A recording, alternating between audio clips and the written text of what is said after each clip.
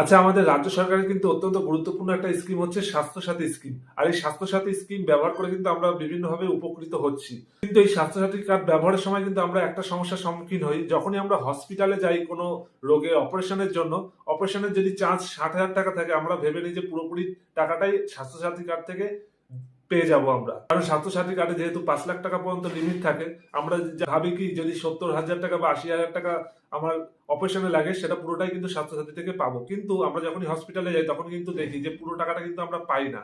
কারণ কি? কারণ হচ্ছে স্বাস্থ্যসাথী কার্ডে কিন্তু হসপিটালের গ্রেড এবং কোন রোগের অপারেশন হবে তার ভিত্তিতে কিন্তু বিভিন্ন প্যাকেজ আলাদা করে দেওয়া রয়েছে।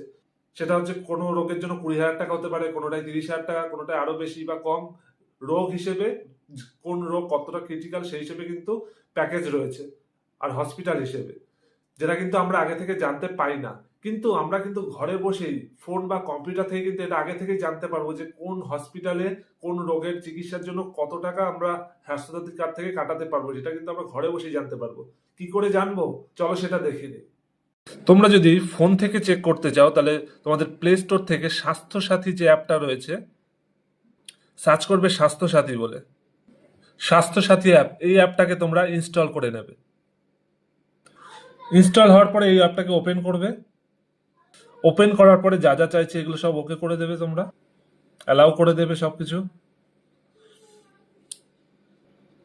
এই স্বাস্থ্যসাথী কার্ডটা কিন্তু ওপেন হয়ে গেছে। এবার ওপেন হওয়ার পর একটু নিচে চলে আসলেই দেখতে পারবে আওয়ার প্যাকেজ, এই যে অপশনটা দেখতে পাচ্ছ এই অপশনে তোমরা ক্লিক করবে। ক্লিক করার পরে এখানে কিন্তু তোমাদের যে হসপিটালে তুমি করাতে চাচ্ছ তোমার ট্রিটমেন্ট, সেই হসপিটালটা কোন গ্রেডের মধ্যে পড়ছে সেই গ্রেডটা কিন্তু তোমরা সিলেক্ট করে দেবে।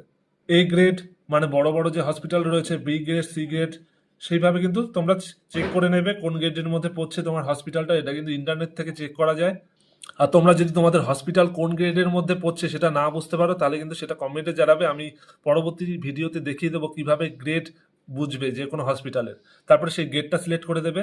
তারপর তুমি যে ট্রিটমেন্টটা নেবে সেটা কোন বিভাগের ট্রিটমেন্টের মধ্যে পড়ে, কার্ডিওলজি না হচ্ছে ইএনটি, নিউরো মেডিসিন, বিভিন্ন যে সার্জারিগুলো হচ্ছে, তুমি যে সার্জারি করাবে বা তুমি অপারেশন করাবে সেটা কোন বিভাগের মধ্যে পড়ছে। যেমন হার্টের যদি কোনো সার্জারি হয় বা অপারেশন হয় তাহলে সেটা কার্ডিওলজি পড়ে। আমি কার্ডিওলজিটা দেখাচ্ছি। কার্ডিওলজিটা সিলেক্ট করবে। সিলেক্ট করার পরে শো ডাটা, এই অপশনে তোমরা ক্লিক করবে।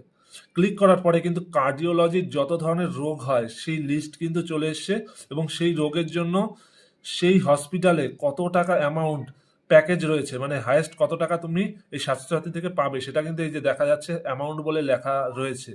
এবার বিভিন্ন ধরনের হার্টের রোগ আছে, তুমি এখান থেকে মিলিয়ে নেবে তুমি কোনটা করাতে চাচ্ছ।